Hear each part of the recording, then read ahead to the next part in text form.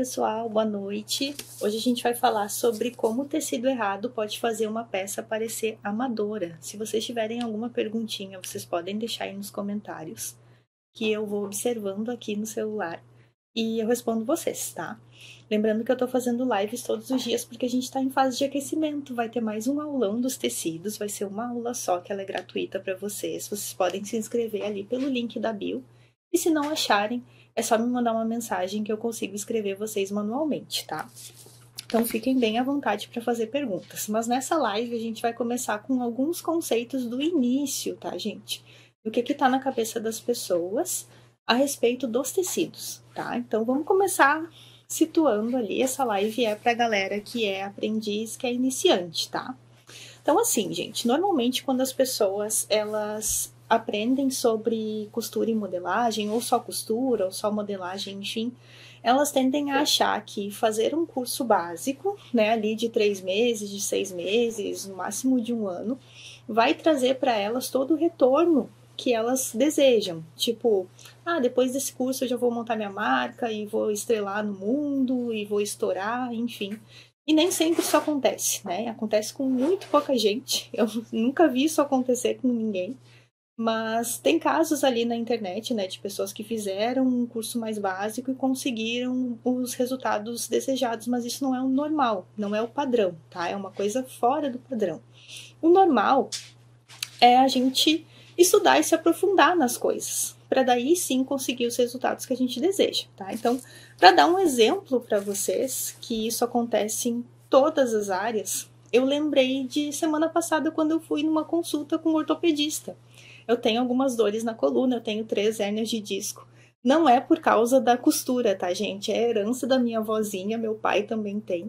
Então eu me consulto de vez em quando. E o ortopedista olhou meus exames e ele falou assim: esse não é um caso de cirurgia ainda.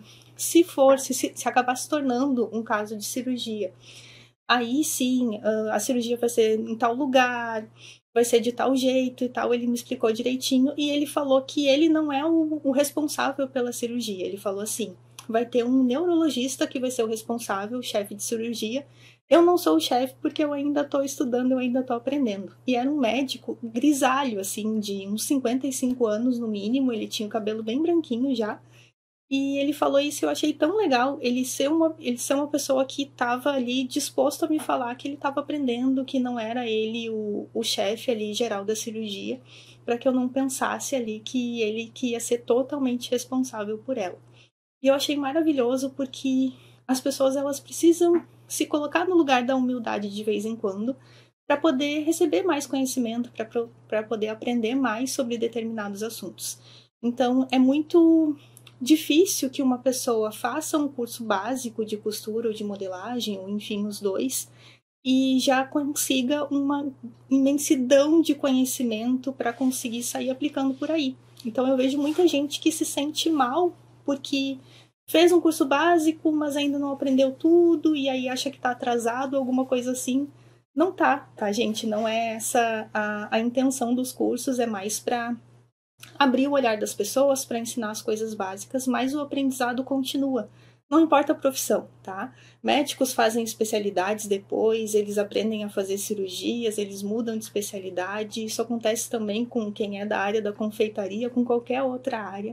É normal a gente continuar se especializando e aprendendo cada vez mais sobre um assunto para chegar onde a gente quer, tá? O normal não é a gente fazer só um aprendizado básico ali e conseguir grandes resultados, tá? Eu acho que é importante salientar isso, por quê? Porque muita gente acha que costura é fácil, que modelagem é fácil, e aí vai com isso na cabeça, e quando começa a ver que as coisas não são tão fáceis assim, que tem muito conhecimento por trás, acaba se sentindo frustrado e achando que tá atrasado, e não é bem assim que a banda toca, tá, gente? Esse não é o normal. Se vocês tiverem alguma perguntinha, podem colocar aí, tá, gente? Então, tem que ter a cabeça aberta para receber mais conhecimento, para conseguir ver onde que está errando e o que precisa, além do que já conhece, para conseguir chegar onde se quer, tá? Então, a gente ouve muito por aí que quem consegue alguma coisa com costura não consegue muito, de repente uma costureira, uma modelista não é tão valorizada assim.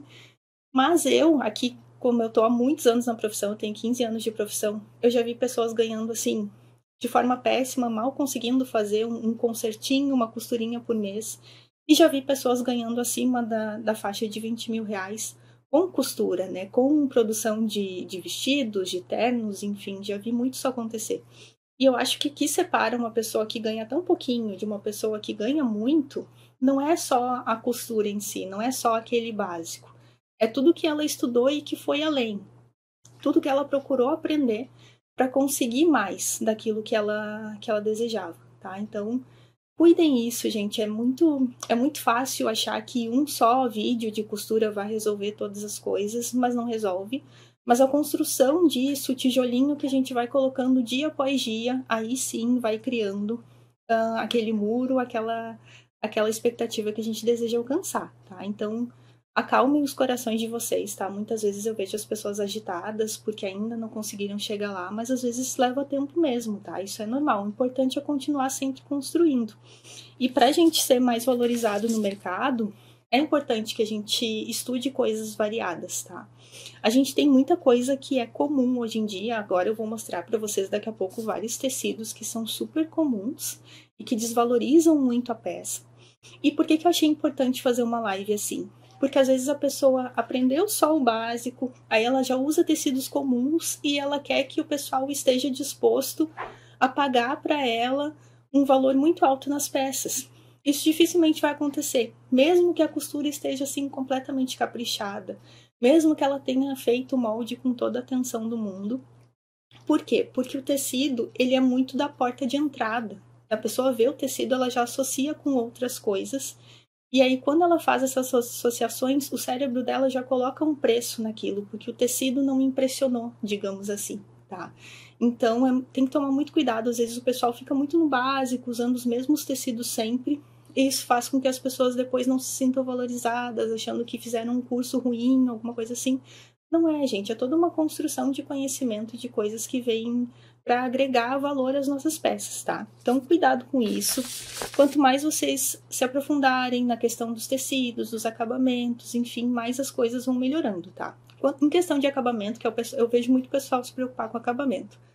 No YouTube tem muita coisa de graça, tá? Eu mesma aprendi acabamentos há muito tempo atrás, pelos vídeos que tinha no YouTube. E assim, eram pouquíssimos vídeos, mas deu para aprender muita coisa. Vários jeitos de se fazer uma carcela, vários jeitos de se colocar um viés e de se fazer uma costura reta. Então, assim, não é uma coisa que vocês precisam investir muito, só tempo ali de visualização para conseguir resultados melhores. Agora, tem conteúdos que realmente não tem ali dentro, que é muito difícil de encontrar, tá? Conteúdo de tecido é um deles.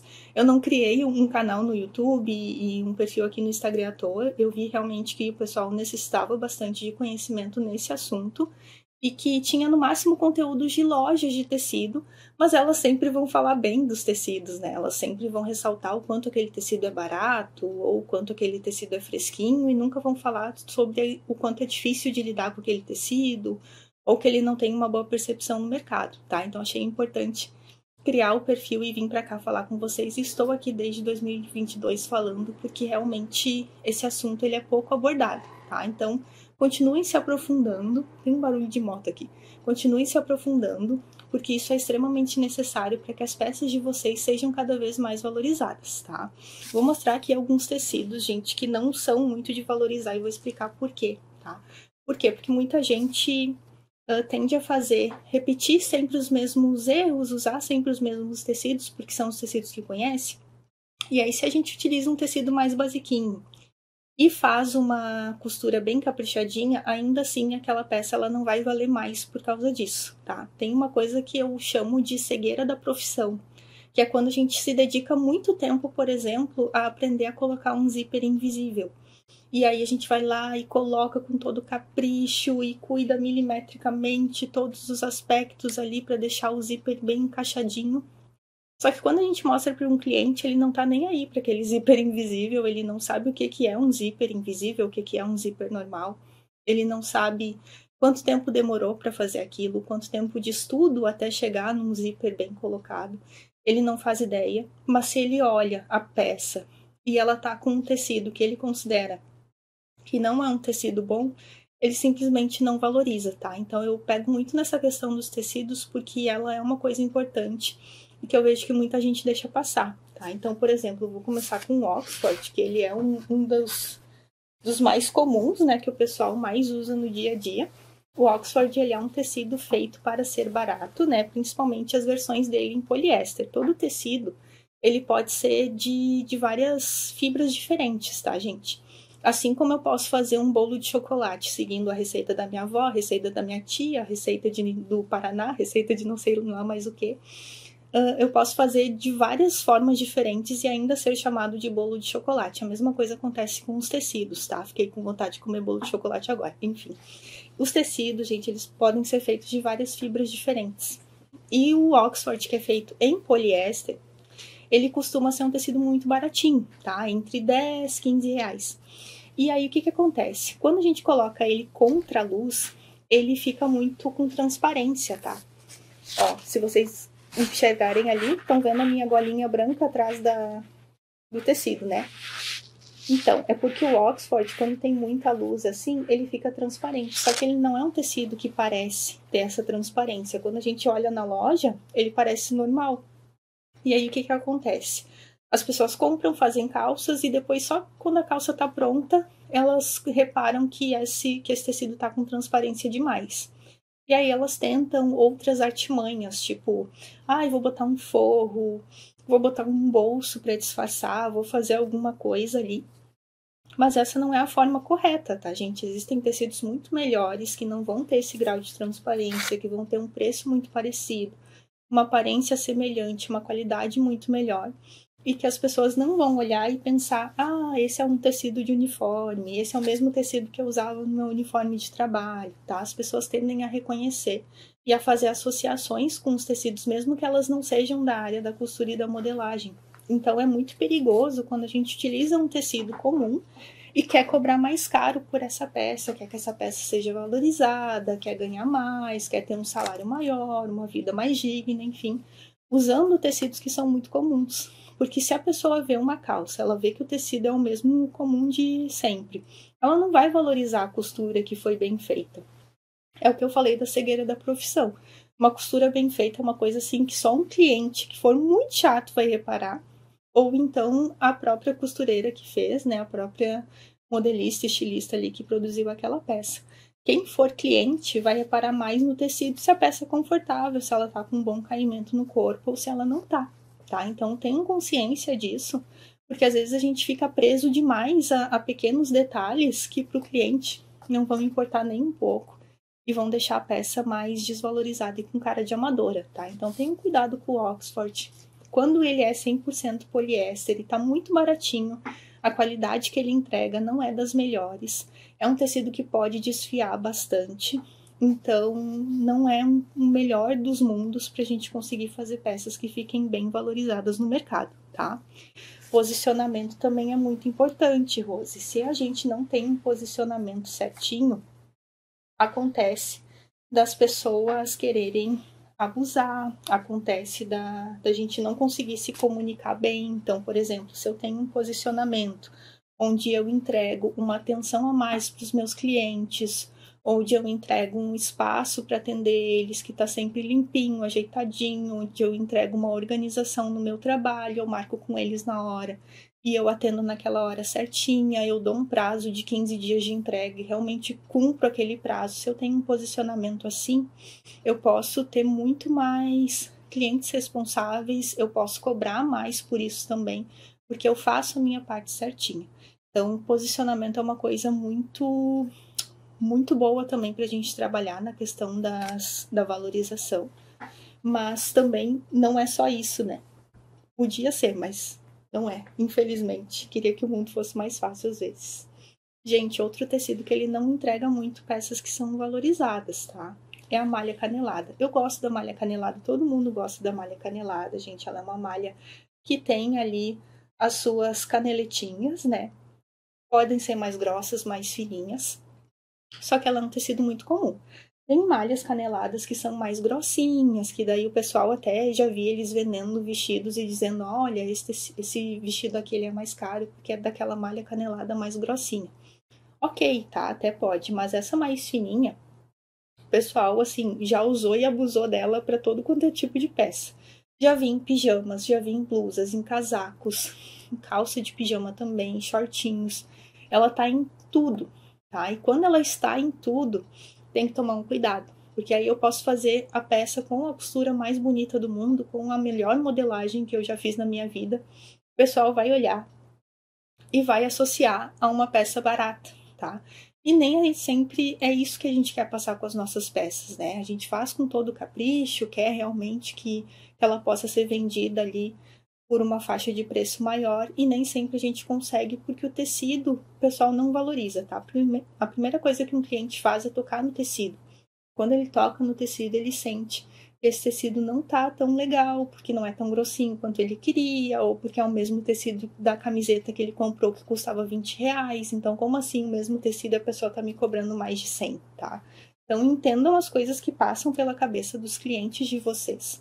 Eu sei que quando a gente está ali comprando tecido, a gente acha um tecido na promoção, a gente fica empolgado, porque vai querer levar mais metros deles, mas nem sempre isso vale a pena. Eu vou até fazer uma live sobre isso durante essa semana, gente, porque às vezes não vale a pena a gente comprar um tecido barato, que a gente não vai conseguir fazer uma peça com qualidade e depois na hora em que a gente for vender, a gente vai ter dificuldade de fazer isso, ou vai ter que vender ela muito barato, tá? Para conseguir se livrar daquela peça, né? Fazer com que ela desencalhe. Outro tecido também que não entrega muita valorização nas peças é a liganete, tá, gente? Liganete é um tecido bem comumzinho, né? A gente conhece muito como tecido de roupa de senhorinhas, tá? Principalmente aqueles vestidinhos que parecem umas regatinhas. Parece que todas as senhorinhas, quando passam de uma certa idade, acabam gostando bastante daqueles vestidos. E a liganete, ela vem com estampas bem fortes, né? Daí o pessoal não repara muito, mas ela tem um certo grau de transparência, dá para enxergar a minha golinha ali atrás branca, né? Então, principalmente quando ela tá muito esticada, mas ainda assim, quando ela tá normal, a gente consegue ver que ela tem um grauzinho de transparência. Ela é um dos tecidos mais baratos que se tem nas lojas, tá? Quando ela é vendida por peso, o peso dela também é muito baratinho em relação aos outros. Então, só para vocês terem uma comparação, quando ela é vendida por peso, ela custa na faixa de R$ 38, mais ou menos, 35.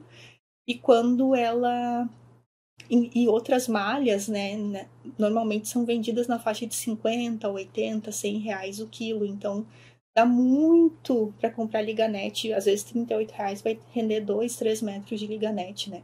Então, ela realmente é muito barata, chama atenção por causa disso. Mas o pessoal já associa a tecidos que são mais baratos, a roupas mais baratas, aquelas roupas que são vendidas nos balaios, tá? Não sei como é que chama aí na região de vocês, porque o Brasil é muito grande. Mas aqui no Rio Grande do Sul, quando a roupa ela fica num negócio assim, que é só tipo assim, uma bacia gigante, não é uma bacia porque é de ferro, né, dentro das lojas, mas é só tipo uma caixa que tem várias roupas ali jogadas na promoção, eu chamo de balaio, tá? E aí, quando essas roupas são vendidas ali, significa que elas são as roupas mais baratas da loja. Normalmente elas estão na frente, né? Bem na frente de uma loja de roupas mais simples, assim. E ali o pessoal que busca um preço menor vai ali. E a Liganete tá sempre ali nesses balaios, tá? E aí ela não entrega tanta valorização assim. Eu não quero que vocês me achem arrogante, tá, gente? Que, nossa, só tem que usar seda, não é isso. Mas é que para mim é muito difícil, como professora, né, de costura e modelagem e tecidos, olhar para uma pessoa e saber que ela tá usando os piores tecidos do mundo e que ela não vai conseguir cobrar mais por causa daquilo, porque os tecidos realmente não estão ajudando e eu sei que o público vai ter uma percepção, por mais que eles não conheçam os tecidos, de que aquela peça não vale o preço, tá? Então, muito cuidado com isso. Liganete é um tecido daqueles que a gente vai encontrar super barato, mas normalmente os clientes vão perceber que não é um tecido, sim, das mais nobres qualidades, tá? Outra coisa, gente, viscolaicra também cai nessa, tá? Viscolaicra, ela é uma viscose, só que com lycra, né? Lycra é o elastano, tá, gente? Então, ela tem bastante elasticidade. E a viscolaicra, ela tem o problema, né, de quando a gente faz isso daqui, ela fica super transparente, então não dá para fazer peças, geralmente, que sejam muito muito apertadinhas, né? Porque daí ela vai ficar com um alto grau de transparência. Isso sempre depende da gramatura do tecido, tá, gente? Que é o peso dele, a quantidade de fios que ele tem. Mas, em geral, ela é vendida assim, mais ou menos nessa finura, tá? Umas 100, 120 gramas. E aí isso vai fazer com que ela fique bastante transparente se ela for esticada. Ela tem um grande problema. Se a gente deixa ela pendurada, ela começa a crescer, tá? Então, ela evolui, ela começa a ficar mais comprida, tá? É super normal. Então, se eu faço um vestido de viscolaicra, por exemplo, e guardo ele no cabide, ele começa, a ação da gravidade começa a puxar ele realmente vai ficando mais comprido, tá? É um fenômeno da natureza. É bem complicado quando isso acontece, porque daí as pessoas têm que mandar consertar a peça, diminuir, enfim, é um transtorno para os clientes, né? É uma coisa que eu vejo pouca gente falando, tá? Então a viscolaicra, ela é perigosa da gente deixar num cabide, né? Melhor deixar sempre dobradinha, tem que orientar os clientes quanto a isso. E fora isso, ela é um tecido que ela pode ser muito atacada por traças, né? Ela é muito fininha, a viscose é um material que vem da celulose da madeira, né?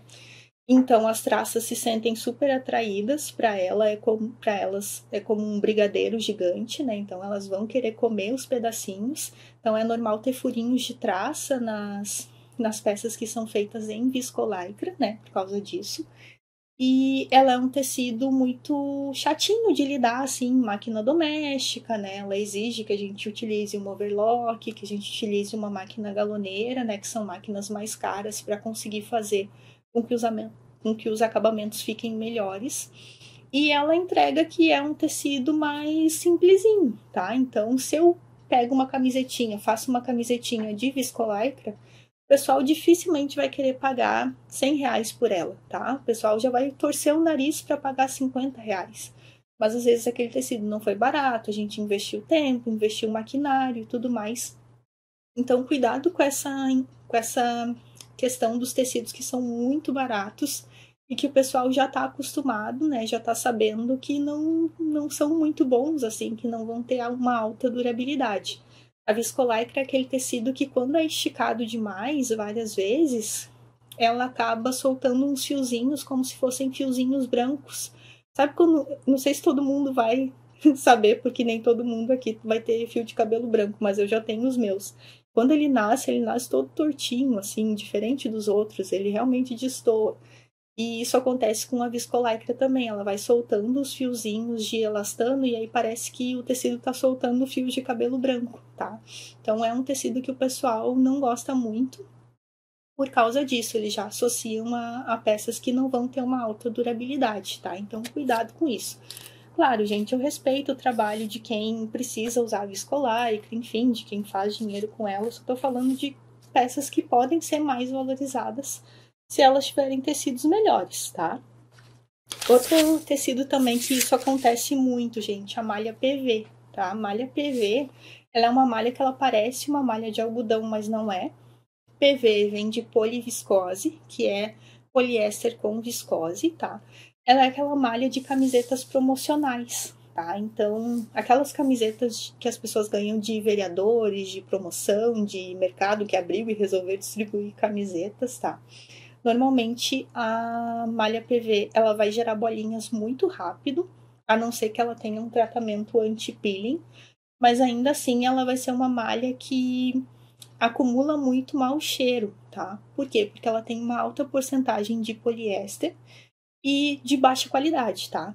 Não são todos os tecidos de poliéster que são ruins, tá, gente? Para a natureza eles são ruins, mas sinceramente até o algodão é ruim para a natureza porque ele tem muitos agrotóxicos. Então, qualquer coisa que a gente faz do estado que o planeta tá é ruim para a natureza. Mas poliéster de baixa qualidade, ele tende a gerar mais bolinhas, tá? Ele tende a acumular mais o cheiro ruim, né? As bactérias que ficam ali entranhadas na trama do tecido. E é bem difícil de lidar, bem difícil de tirar esse cheiro. Então, ela é uma malha que parece inocente, uma malhazinha de algodão, mas ela não é inocente, tá, gente? Ela realmente pode causar vários transtornos e fazer com que a peça fique menos valorizada por causa disso também, tá? Então, cuidado com a malha PV. porque ela não é a melhor de todas. E eu vejo muita gente assim nas lojas de tecido, pede por malha de algodão, aí os vendedores acabam dando essa malha aqui, tá? Não é que eu não gosto dos vendedores de tecido, tá, gente? Eu acho que tem alguns que são muito confiáveis e fazem um trabalho muito bom. Mas a maioria deles não recebe treinamento, vão só aprendendo uns com os outros. É um trabalho bem difícil, onde eles vão ter que ficar em pé por muitas horas. Eles vão ter que carregar rolos de tecido o dia inteiro. Imagina, em cima e embaixo, pegando rolo, cortando, movimentando rolos pesados e tal. E por isso é um trabalho que tem muita rotatividade, tá? Por causa dessa rotatividade tão grande, os fabricantes, os donos de loja, enfim, não se preocupam muito em fazer treinamento, tá? Porque não vai valer a pena, aquela pessoa vai ficar pouco tempo no cargo. Aí eles não investem nisso e acaba que os vendedores de tecido às vezes acabam dando informações erradas, tá? Então cuidado com isso, porque muitos podem confundir malha PV com malha de algodão. Elas são muito parecidas, né, num primeiro momento, mas tem como diferenciar elas ali, tendo a convivência, tocando em uma, tocando na outra. Com o tempo a gente consegue começar a associar, tá? Outro tecido também que pode fazer com que as suas peças fiquem extremamente desvalorizadas só que por dentro é o failete, tá, gente? O failete é esse tecido aqui para forro. Também tem um certo grau de transparência, né? Ele é um tecido difícil de lidar porque ele vai fugindo da costura. Então, eu brinco assim que ele não nasceu para ser um tecido, porque ele não gosta de ser costurado, ele gosta de viver a vida dele livremente. Ele é um tecido que ele vai desfiar com muita facilidade, tá? E aí, como ele desfia muito, com muita intensidade, ele acaba fugindo da costura. A costura fica ali intacta e ele é que vai embora, ele decide pegar as malas e ir embora. Então, é aquele tecido que a gente vê em bolsas e mochilas por dentro, tá? Todo mundo já teve uma bolsa, uma mochila que usou por um tempo e o forro resolveu sair, resolveu que era hora de se aposentar e se mandou embora, tá? Esse aí é o failete. Então, ele faz a mesma coisa com as roupas. Ele é um tecido muito difícil, assim, se a gente tem que fazer se a gente tiver que fazer algum ajuste na roupa, ele vai acabar ficando todo marcado, desfiar com facilidade. E aí não é legal, porque a gente não consegue mexer muito na peça e tem que acabar trocando o forro depois, tá? Então, cuidado com o failete. Tecidos que são para forro, eles também podem desvalorizar a peça, né? Fora isso, ele é muito quente e inadequado para a maioria das regiões do Brasil, né? Porque ele realmente não vai ser confortável, tá? Cetim também, obviamente, entra para essa lista, o cetim comum, porque as roupas, elas não são para ser feitas de cetim sem elastano, tá, gente? Cetim com elastano também é difícil de lidar. Eu tô aqui com as duas versões, tá? Cetim sem elastano é aquele cetim que ele é o mais barato de todos. Vai custar 5, 10 reais, 15 reais no máximo. E ele é um tecido difícil de costurar, é difícil de lidar com ele porque ele não tem estabilidade dimensional. Então é aquele tecido que a gente corta reto e daqui a pouco a gente olha e ele tá torto. Daí a gente pensa, nossa, tava bêbada quando cortei isso daqui. Aí vai lá e corta outro pedaço de novo retinho. Daí passa um ventinho, quando a gente olha o tecido tá torto de novo, tá? E isso quando ele tá num formato de retângulo, a gente consegue ver bem. Agora, quando a gente corta um molde que é todo cheio de curvas, e aí a gente vai encaixar uma curva na outra, depois quando já tá na máquina de costura, parece que tá tudo extremamente torto, e a gente começa a ficar desesperado, achando que errou alguma coisa no corte. Não é, é só porque o tecido é difícil de lidar, ele realmente não tem estabilidade dimensional, alguns tecidos não tem, tá, gente? E é bom saber quais tem e quais não tem, porque são muitos, tá, gente? Senão eu faria uma lista aqui, mas são muitos. E é bom saber esse tipo de coisa, porque senão a gente acha que tá enlouquecendo, né? Tá coringando ali enquanto está fazendo uma costura. Então, calma, não são todos os tecidos que vão fazer isso, mas tem muitos que fazem, tá? A gente dá uma respirada perto deles e eles já entortam em alguma parte. Isso é bem chato de lidar, né? Porque a gente acaba cortando mais tecido, achando que errou em alguma parte do processo. Mas não, tá? Na maioria das vezes vocês prestaram atenção certinho, foi o tecido que fez ali alguma artimanha, acabou ficando mais tortinho, tá? Só para sacanear vocês, isso acontece também. Então, o cetim sem elastano faz isso. Cetim com elastano faz também, mas um pouco menos, tá? Então, os cetins, em geral, gente, eles não são de valorizar muito a peça, tá? Tem alguns clientes que ficam encantados porque ele brilha, enfim. Mas quando a gente compara com outros tecidos, eles têm uma qualidade muito inferior, tá? Então, cuidado quando um cliente traz, por exemplo, uma referência que é um crepe Dior, por exemplo, que é um acetinado que tem um brilho lindíssimo. Eu tô sem ele aqui, senão eu mostrava para vocês. Tem um brilho lindíssimo, sofisticado. O cliente olha e ele pensa cetim, porque ele imagina um cliente, às vezes ele trabalha com contabilidade, enfim, ou às vezes não é um cliente, é tipo assim, a mãe da gente, uma tia muito querida, uma prima que a gente vai fazer uma peça. Olha para aquele tecido e aí vê que é um cetim e acha que se trata desse cetim e vai com essa referência, né, mostrar numa loja e aí o vendedor diz que é a mesma coisa e acaba trazendo um tecido com um brilho muito diferente. Isso pode gerar decepção, tá, gente? Porque quando uma pessoa vê uma imagem de um tecido, ela não tá só vendo o tecido, ela tá também se imaginando dentro daquela peça que tá na imagem.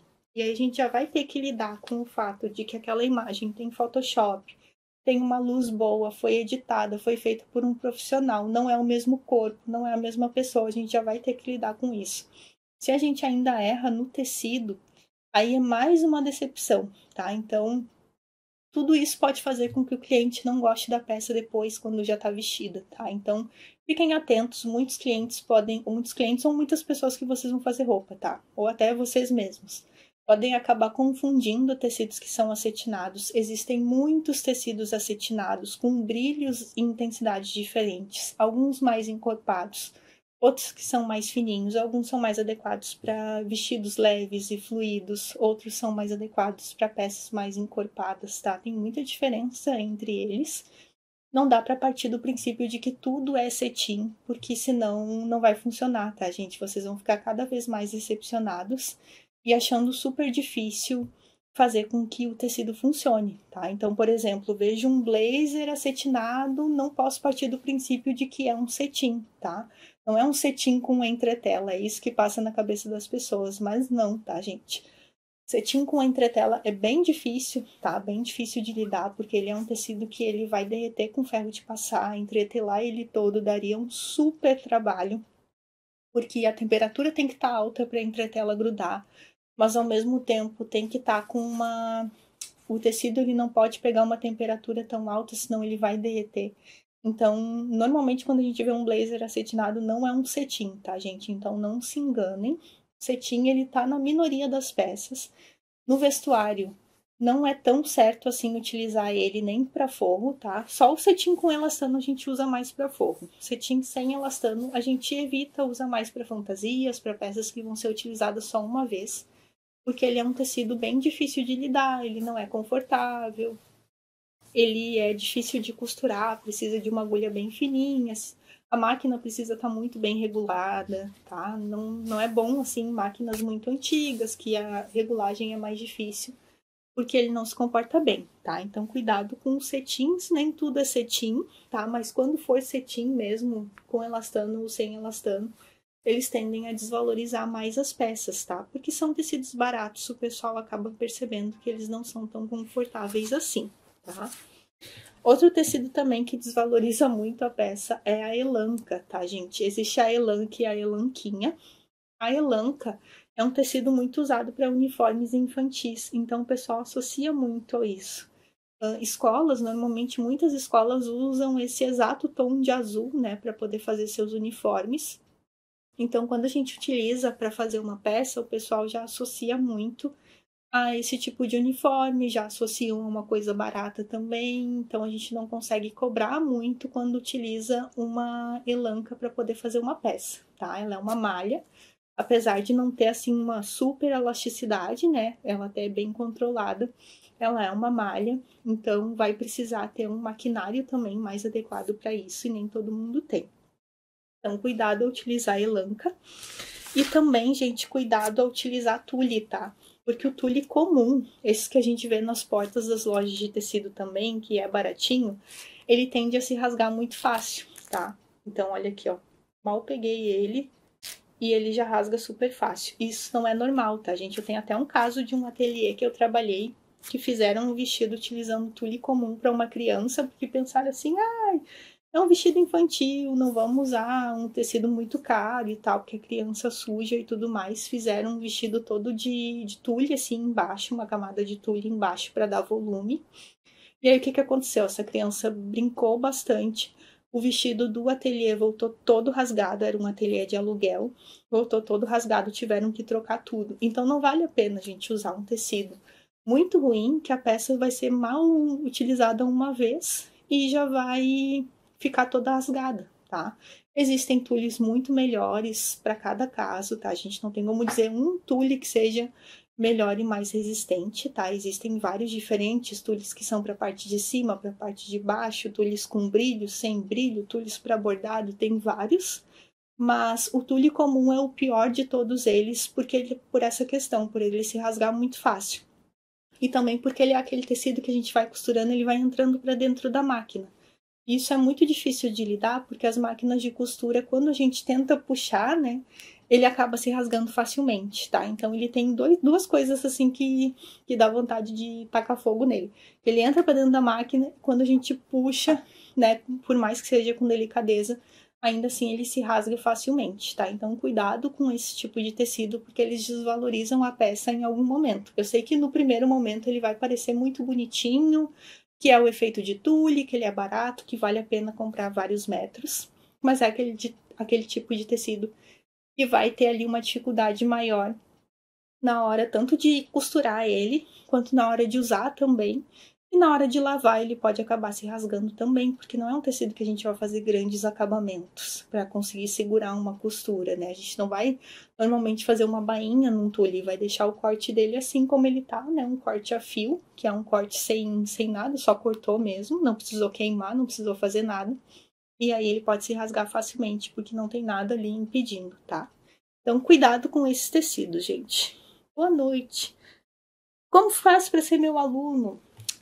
Eu vou falar mais sobre isso na semana que vem, tá? A gente vai ter uma abertura de turmas, então eu vou falar mais sobre isso aqui no perfil na semana que vem, tá, gente? Mas fiquem de olho aqui na comunicação, tá? Gente, vocês têm mais alguma perguntinha? Se vocês tiverem, podem colocar aí, tá? Esse é o momento. Lembrando que eu tô fazendo live de aquecimento porque a gente vai ter um aulão semana que vem gratuito, tá? Vai ser o aulão dos tecidos. Ele vai acontecer no dia 4, é uma quinta-feira, 4 de setembro, às 8 da noite. Ai, mas Jéssica, eu não vou poder assistir. Não tem problema, se inscreve, tá? Se inscreve que daí vocês conseguem receber o replay, tá, gente? Mas se não se inscrever, eu não tenho como mandar para vocês, tá, gente? Porque senão só... Não tem como, né? A gente fica sem uma comunicação ali e talvez o Instagram não me faça aparecer para vocês nesse dia, né? Então é melhor se inscrever para poder garantir, tá? Gente, vocês têm alguma perguntinha a mais? Se não tiverem, eu vou encerrando a live de hoje, tá? Foi um prazer estar com vocês, espero ter resolvido algumas dúvidas. E se vocês tiverem alguma dúvida também a mais, podem me mandar mensagem, tá? Tô sempre aberta a responder vocês. Muito obrigada por assistirem até aqui, pessoal. Até mais!